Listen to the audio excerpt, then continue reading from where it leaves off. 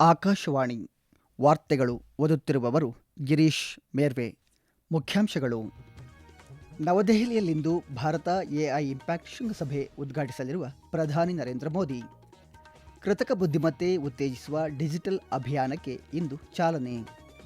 ಭಾರತದಲ್ಲಿ ವಾಸಿಸುತ್ತಿರುವ ಶ್ರೀಲಂಕಾದ ತಮಿಳರಿಗೆ ಪೌರತ್ವ ನೀಡುವಂತೆ ಕೋರಿ ಪ್ರಧಾನಿಯವರಿಗೆ ತಮಿಳುನಾಡು ಮುಖ್ಯಮಂತ್ರಿ ಪತ್ರ. ಐಸಿಸಿ ಪುರುಷರ ಟಿ20 ವಿಶ್ವಕಪ್ ಕ್ರಿಕೆಟ್, ಪಾಕಿಸ್ತಾನ ವಿರುದ್ಧ ಭಾರತಕ್ಕೆ 61 ರನ್ಗಳ ಸ್ಫೋಟಕ ಜಯ. ವಾರ್ತೆಗಳ ವಿವರ. ಭಾರತ ಎಐ ಇಂಪ್ಯಾಕ್ಟ್ ಶೃಂಗಸಭೆ 2026 ನವದೆಹಲಿಯಲ್ಲಿ ಇಂದು ಪ್ರಧಾನಮಂತ್ರಿ ನರೇಂದ್ರ ಮೋದಿ ಉದ್ಘಾಟಿಸಲಿದ್ದಾರೆ. 5 ದಿನಗಳ ಈ ಶೃಂಗಸಭೆ ಭಾರತ ಎಐ ಇಂಪ್ಯಾಕ್ಟ್ ಶೃಂಗಸಭೆ 2026 ಜೊತೆಗೆ ನಡೆಯಲಿದ್ದು, ಕೃತಕ ಬುದ್ಧಿಮತ್ತೆಯ ರಾಷ್ಟ್ರೀಯ ಪ್ರದರ್ಶನವಾಗಿ ಇದು ಕಾರ್ಯನಿರ್ವಹಿಸಲಿದೆ. Australia, Japan, Russia, Britain, France ಸೇರಿದಂತೆ 13 ದೇಶಗಳ ಮಂಟಪಗಳನ್ನು ಇದು ಒಳಗೊಂಡಿರಲಿದೆ. 300ಕ್ಕೂ ಹೆಚ್ಚು ಪ್ರದರ್ಶನ ಮಂಟಪಗಳಲ್ಲಿ ನೇರ ಪ್ರದರ್ಶನಗಳನ್ನು ಆಯೋಜಿಸಲಾಗಿದೆ. ಇಂದಿನಿಂದ ಇದೇ 20ರವರೆಗೆ ನಡೆಯಲಿರುವ ಈ ಶೃಂಗಸಭೆಯಲ್ಲಿ ಫ್ರಾನ್ಸ್ ಅಧ್ಯಕ್ಷ ಎಮ್ಯಾನ್ಯುಯಲ್ ಮ್ಯಾಕ್ರನ್, ಬ್ರೆಜಿಲ್ ಅಧ್ಯಕ್ಷ ಲೂಯಿಸ್ ಇನಾಸಿಯೋ ಲುಲಾ ಡಾ ಸಿಲ್ವಾ ಮತ್ತು ಗ್ರೀಸ್ ಪ್ರಧಾನಿ ಕಿರಿಯಾಕೋಸ್ ಮಿಟ್ಸೋಟಾಕಿಸ್ ಭಾಗವಹಿಸಲಿದ್ದಾರೆ. ಪ್ರಧಾನಿ ನರೇಂದ್ರ ಮೋದಿ ಅವರ ಆಹ್ವಾನದ ಮೇರೆಗೆ ಇತರ ಹಲವಾರು ನಾಯಕರು ಸಹ ಶೃಂಗಸಭೆಯಲ್ಲಿ ಭಾಗವಹಿಸಲಿದ್ದಾರೆ. ಇದರಲ್ಲಿ ನೆದರ್ಲ್ಯಾಂಡ್ಸ್ ಪ್ರಧಾನಿ ಡಿಕ್ ಸ್ಕೂಪ್, ಶ್ರೀಲಂಕಾ ಅಧ್ಯಕ್ಷ ಅನುರಾ ಕುಮಾರ ದಿಸಾನಾಯಕ, ಭೂತಾನ್ ಪ್ರಧಾನಿ ಸೆರಿಂಗ್ ಟೋಬ್ಗೆ ಮತ್ತು ಮಾರಿಷಸ್ ಪ್ರಧಾನಿ ನವೀನ್ ಚಂದ್ರ ರಾಮ್ಗೂಲಂ ಸೇರಿದ್ದಾರೆ. ಅಲ್ಲದೆ ಶೃಂಗಸಭೆಯಲ್ಲಿ ಸ್ಪೇನ್ ಅಧ್ಯಕ್ಷ ಪೆಡ್ರೋ ಸ್ಯಾಂಚೆಸ್ ಪೆರೆಜ್ ಕ್ಯಾಸ್ಟೆಜಾನ್, ಅಬುಧಾಬಿಯ ರಾಜಕುಮಾರ ಶೇಖ್ ಖಲೀದಾ ಬಿನ್ ಮೊಹಮ್ಮದ್, ಕ್ರೊಯೇಷಿಯಾ ಪ್ರಧಾನಿ ಆಂಡ್ರೆಸ್ ಪ್ಲೆಂಕೋವಿಕ್, ಎಸ್ಟೋನಿಯಾ ಅಧ್ಯಕ್ಷ ಅಲರ್ ಕರೀಸ್, ಫಿನ್ಲ್ಯಾಂಡ್ ಪ್ರಧಾನಿ ಪೆಟ್ಟೇರಿ ಓರ್ಪೋ, ಕಜಕಿಸ್ತಾನ ಪ್ರಧಾನಿ ವೋಲ್ಜಾಸ್ ಬೆಕ್ಟೆನೋವ್, ಲಿಚ್ಟೆನ್ಸ್ಟೈನ್ ಆನುವಂಶಿಕ ರಾಜಕುಮಾರ ಅಲೋಯಿಸ್, ಸ್ಲೋವಾಕಿಯಾ ಅಧ್ಯಕ್ಷ ಪೀಟರ್ ಪೆಲ್ಲೆಗ್ರಿನಿ, ಸ್ವಿಟ್ಜರ್ಲೆಂಡ್ ಅಧ್ಯಕ್ಷ ಗೈ ಪಾರ್ಮೆಲಿನ್, ಬೊಲಿವಿಯಾ ಉಪಾಧ್ಯಕ್ಷ ಎಡ್ಮಂಡ್ ಲಾರಾ ಮೊಂಟಾನೋ, ಗಯಾನಾ ಉಪಾಧ್ಯಕ್ಷ ಭರತ್ ಜಗದಿಯೋ, ಸೆರ್ಬಿಯಾ ಉಪಾಧ್ಯಕ್ಷ ಅಲೆಕ್ಸಾಂಡರ್ ಉಸಿಕ್ ಮತ್ತು ಸೀಸೆಲ್ಸ್ ಉಪಾಧ್ಯಕ್ಷ ಸೆಬಾಸ್ಟಿಯನ್ ಪಿಳ್ಳೆ ಪಾಲ್ಗೊಳ್ಳಲಿದ್ದಾರೆ. ಇದೇ ವೇಳೆ 45ಕ್ಕೂ ಹೆಚ್ಚು ದೇಶಗಳ ನಿಯೋಗಗಳು ಶೃಂಗಸಭೆಯಲ್ಲಿ ಭಾಗವಹಿಸಲಿವೆ. ವಿಶ್ವಸಂಸ್ಥೆಯ ಪ್ರಧಾನ ಕಾರ್ಯದರ್ಶಿ ಮತ್ತು ಹಲವಾರು ಅಂತಾರಾಷ್ಟ್ರೀಯ ಸಂಸ್ಥೆಗಳ ಹಿರಿಯ ಅಧಿಕಾರಿಗಳು ಸಹ ಚರ್ಚೆಗಳಲ್ಲಿ ಭಾಗವಹಿಸಲಿದ್ದಾರೆ. ಕೇಂದ್ರ ಎಲೆಕ್ಟ್ರಾನಿಕ್ಸ್ ಮತ್ತು ಮಾಹಿತಿ ತಂತ್ರಜ್ಞಾನ ಸಚಿವಾಲಯ ಇಂಟೆಲ್ ಇಂಡಿಯಾ ಸಹಯೋಗದೊಂದಿಗೆ ನೈತಿಕ, ಅಂತರ್ಗತ ಮತ್ತು ಜವಾಬ್ದಾರಿಯುತ ಕೃತಕ ಬುದ್ಧಿಮತ್ತೆ ಬಳಕೆಯನ್ನು ಉತ್ತೇಜಿಸುವ ಡಿಜಿಟಲ್ ಅಭಿಯಾನಕ್ಕೆ ದೇಶಾದ್ಯಂತ ಇಂದು ಚಾಲನೆ ನೀಡಲಿದೆ. ಈ ಉಪಕ್ರಮದ ಮೂಲಕ 24 ಗಂಟೆಗಳಲ್ಲಿ ಕೃತಕ ಬುದ್ಧಿಮತ್ತೆಯ ಅಭಿಯಾನಕ್ಕಾಗಿ ಸ್ವೀಕರಿಸಲಾದ ಅತಿ ಹೆಚ್ಚು ಪ್ರತಿಜ್ಞೆಗಳು ಎಂಬ ಅಧಿಕೃತ ಗಿನ್ನಿಸ್ ವಿಶ್ವ ದಾಖಲೆ ನಿರ್ಮಿಸಲು ಪ್ರಯತ್ನಿಸಲಾಗುವುದು ಎಂದು ಸಚಿವಾಲಯ ತಿಳಿಸಿದೆ. ಇಂಡಿಯಾ ಎಐ ಮಿಷನ್ ಅಡಿಯಲ್ಲಿ ನಡೆಯುವ ಈ ಅಭಿಯಾನ ವಿಶ್ವಾಸಾರ್ಹ ಮತ್ತು ಮಾನವ ಕೇಂದ್ರಿತ ಕೃತಕ ಬುದ್ಧಿಮತ್ತೆ ಪರಿಸರ ವ್ಯವಸ್ಥೆಯನ್ನು ನಿರ್ಮಿಸುವ ಭಾರತದ ಬದ್ಧತೆಯನ್ನು ಬಲಪಡಿಸುವ ಗುರಿ ಹೊಂದಿದೆ. ಈ ಉಪಕ್ರಮ ಸನ್ನಿವೇಶ ಆಧಾರಿತ ಪ್ರಶ್ನೆಗಳನ್ನು ಒಳಗೊಂಡಿದ್ದು, ಭಾಗವಹಿಸುವವರು ಔಪಚಾರಿಕ ಪ್ರತಿಜ್ಞೆ ಸ್ವೀಕರಿಸುವ ಮೊದಲು ಜವಾಬ್ದಾರಿಯುತ ಕೃತಕ ಬುದ್ಧಿಮತ್ತೆ ಅಭ್ಯಾಸಗಳ ಬಗ್ಗೆ ಚಿಂತಿಸಲು ಪ್ರೇರೇಪಿಸುತ್ತದೆ. ಪ್ರಧಾನಿ ನರೇಂದ್ರ ಮೋದಿ ಅವರು ಮುಂದಿನ ದಶಕದಲ್ಲಿ ದೇಶದ ಅಭಿವೃದ್ಧಿಗೆ 3 ಆದ್ಯತೆಗಳನ್ನು ಪಟ್ಟಿ ಮಾಡಿದ್ದಾರೆ. ಇದರಲ್ಲಿ ಹೆಚ್ಚಿನ ರಚನಾತ್ಮಕ ಸುಧಾರಣೆಗಳು, ನಾವೀನ್ಯತೆ ಮತ್ತು ಸರಳ ಆಡಳಿತ ಎಂಬ ಅಂಶಗಳು ಸೇರಿವೆ. ಸುದ್ದಿ ಸಂಸ್ಥೆಯೊಂದಕ್ಕೆ ನೀಡಿದ ಸಂದರ್ಶನದಲ್ಲಿ ಪ್ರಧಾನಿ, ಕೇಂದ್ರ ಸರ್ಕಾರದ ಸುಧಾರಣಾ ಎಕ್ಸ್‌ಪ್ರೆಸ್ ಸಾಮಾನ್ಯ ನಾಗರಿಕರಿಗೆ ದೊಡ್ಡ ರೀತಿಯಲ್ಲಿ ಪ್ರಯೋಜನ ನೀಡುತ್ತಿದೆ. ಈ ವರ್ಷದ ಕೇಂದ್ರ ಬಜೆಟ್ ಅಭಿವೃದ್ಧಿ ಹೊಂದಿದ ರಾಷ್ಟ್ರವಾಗಬೇಕೆಂಬ ಭಾರತದ ಹಂಬಲವನ್ನು ಪ್ರತಿಬಿಂಬಿಸುತ್ತದೆ ಎಂದು ಹೇಳಿದ್ದಾರೆ. ವಿದೇಶಾಂಗ ಸಚಿವ ಡಾಕ್ಟರ್ ಎಸ್ ಜೈಶಂಕರ್ ಅವರು ನಿನ್ನೆ ಜರ್ಮನಿಯಲ್ಲಿ ಮ್ಯೂನಿಕ್ ಭದ್ರತಾ ಸಮ್ಮೇಳನದ ಅಧ್ಯಕ್ಷ ವೋಲ್ಫ್ ಗ್ಯಾಂಗ್ ಇಶಿಂಗರ್ ಅವರೊಂದಿಗೆ ಸಂವಾದ ನಡೆಸಿದರು. ಮ್ಯೂನಿಕ್ ಭದ್ರತಾ ಸಮ್ಮೇಳನ 2026 ಅಭಿಪ್ರಾಯಗಳನ್ನು ಪ್ರಸ್ತುತಪಡಿಸಲು ಮತ್ತು ದೃಷ್ಟಿಕೋನಗಳನ್ನು ವಿನಿಮಯ ಮಾಡಿಕೊಳ್ಳಲು ಉತ್ತಮ ಅವಕಾಶವನ್ನು ಒದಗಿಸಿದೆ ಎಂದು ಸಾಮಾಜಿಕ ಜಾಲತಾಣದಲ್ಲಿ ಡಾಕ್ಟರ್ ಎಸ್ ಜೈಶಂಕರ್ ತಿಳಿಸಿದ್ದಾರೆ. ಸಮ್ಮೇಳನದ ಹೊರತಾಗಿ ಜೈಶಂಕರ್ ಅವರು ರೊಮೇನಿಯಾ ವಿದೇಶಾಂಗ ಸಚಿವ ಗೋನ್ ಸಿಲ್ವಿಯಾ ಟೊಯಿಯು ಅವರನ್ನು ಭೇಟಿಯಾದರು. ಉಭಯ ಸಚಿವರು ಭಾರತ ರೊಮೇನಿಯಾ ದ್ವಿಪಕ್ಷೀಯ ಸಂಬಂಧಗಳನ್ನು ಪರಿಶೀಲಿಸಿದರು. ಬಳಿಕ ಸಚಿವರು ಬುಂಡೆಸ್ಟ್ಯಾಗ್ನಲ್ಲಿ ಕ್ರಿಶ್ಚಿಯನ್ ಡೆಮಾಕ್ರೆಟಿಕ್ ಒಕ್ಕೂಟದ ನಾಯಕ ಜೆನ್ಸ್ ಸ್ಪಾನ್ ಮತ್ತು ಅವರ ತಂಡದೊಂದಿಗೆ ಸಭೆ ನಡೆಸಿದರು. ಅಲ್ಲದೆ ಎಪಿಎಂ ಟರ್ಮಿನಲ್ಸ್ನ ಸಿಇಒ ಕೀತ್ ಸ್ವೆಂಡ್ಸೆನ್ ಅವರನ್ನು ಭೇಟಿಯಾಗಿ ಮಾತುಕತೆ ನಡೆಸಿದರು.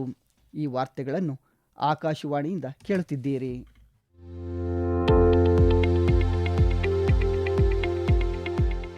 ನಮ್ಮ ನಮ್ಮ ಎಲ್ಲ ರಾಷ್ಟ್ರೀಯ ವಾರ್ತೆಗಳು ಹಾಗೂ ಪ್ರದೇಶ ಸಮಾಚಾರ ಈಗ ಆಕಾಶವಾಣಿ ನ್ಯೂಸ್ ಕನ್ನಡ ಯೂಟ್ಯೂಬ್ ಚಾನೆಲ್ನಲ್ಲಿ ಲಭ್ಯ.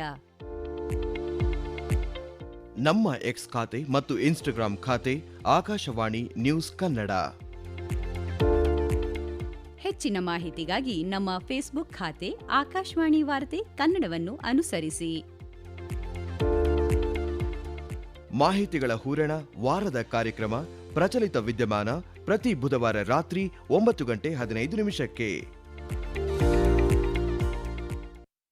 ಶ್ರೀಲಂಕಾದ ತಮಿಳರ ಪೌರತ್ವ ಅರ್ಜಿಗಳನ್ನು ಪರಿಗಣಿಸುವುದನ್ನು ನಿಷೇಧಿಸುವ ಹಿಂದಿನ ಆಡಳಿತಾತ್ಮಕ ಸೂಚನೆಗಳನ್ನು ರದ್ದುಗೊಳಿಸುವಂತೆ ಪ್ರಧಾನಿ ನರೇಂದ್ರ ಮೋದಿ ಅವರಿಗೆ ತಮಿಳುನಾಡು ಮುಖ್ಯಮಂತ್ರಿ ಎಂಕೆ ಸ್ಟಾಲಿನ್ ಮನವಿ ಮಾಡಿದ್ದಾರೆ. ಸುಮಾರು 89,000 ಶ್ರೀಲಂಕಾ ತಮಿಳರು ತಮಿಳುನಾಡಿನಲ್ಲಿ ವಾಸಿಸುತ್ತಿದ್ದಾರೆ. ಈ ಪೈಕಿ ಸಾಕಷ್ಟು ಪ್ರಮಾಣದ ಜನರು 30ಕ್ಕೂ ಹೆಚ್ಚು ವರ್ಷಗಳಿಂದ ಭಾರತದಲ್ಲಿ ವಾಸಿಸುತ್ತಿದ್ದಾರೆ. ಅಲ್ಲದೆ 40% ಜನರು ಭಾರತದ ನೆಲದಲ್ಲಿ ಜನಿಸಿದ್ದಾರೆ ಎಂದು ಸ್ಟಾಲಿನ್ ಹೇಳಿದ್ದಾರೆ.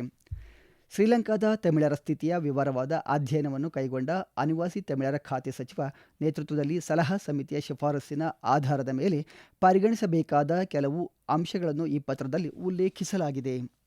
ಭಾರತೀಯ ಸೇನಾ ಮುಖ್ಯಸ್ಥ ಜನರಲ್ ಉಪೇಂದ್ರ ದ್ವಿವೇದಿ ಅವರು ಇಂದಿನಿಂದ ಆಸ್ಟ್ರೇಲಿಯಾಕ್ಕೆ 4 ದಿನಗಳ ಭೇಟಿಯನ್ನು ಕೈಗೊಳ್ಳಲಿದ್ದಾರೆ. ಈ ಭೇಟಿಯು ಭಾರತ ಆಸ್ಟ್ರೇಲಿಯಾ ರಕ್ಷಣಾ ಸಹಕಾರ ಮತ್ತಷ್ಟು ಬಲಪಡಿಸುವುದು ಹಾಗೂ ಉಭಯ ರಾಷ್ಟ್ರಗಳ ನಡುವಿನ ಸಂಬಂಧ ಬಲಪಡಿಸುವ ಗುರಿ ಹೊಂದಿದೆ ಎಂದು ರಕ್ಷಣಾ ಸಚಿವಾಲಯ ತಿಳಿಸಿದೆ. ಭೇಟಿಯ ಸಮಯದಲ್ಲಿ ಸೇನಾ ಮುಖ್ಯಸ್ಥರು ಆಸ್ಟ್ರೇಲಿಯಾದ ರಕ್ಷಣಾ ಪಡೆಯ ಹಿರಿಯ ನಾಯಕರೊಂದಿಗೆ ವ್ಯಾಪಕ ಸಂವಾದ ನಡೆಸಲಿದ್ದಾರೆ. ತರಬೇತಿ, ಜಂಟಿ ಸಮರಾಭ್ಯಾಸ, ವೃತ್ತಿಪರ ವಿನಿಮಯ ಮತ್ತು ಸಾಮರ್ಥ್ಯ ವೃದ್ಧಿ ಸೇರಿದಂತೆ ವಿವಿಧ ವಿಷಯಗಳ ಕುರಿತು ಚರ್ಚೆ ನಡೆಯಲಿವೆ.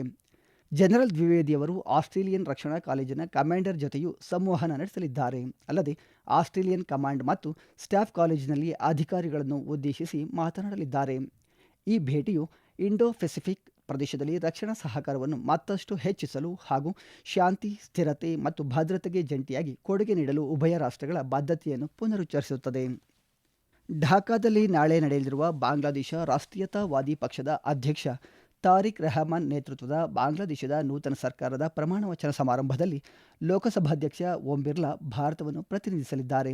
ಈ ಸಮಾರಂಭದಲ್ಲಿ ಲೋಕಸಭಾಧ್ಯಕ್ಷರು ಭಾಗವಹಿಸುವುದು ಭಾರತ ಮತ್ತು ಬಾಂಗ್ಲಾದೇಶದ ಜನರ ನಡುವಿನ ಆಳವಾದ ಸ್ನೇಹವನ್ನು ಪ್ರತಿಬಿಂಬಿಸುತ್ತದೆ.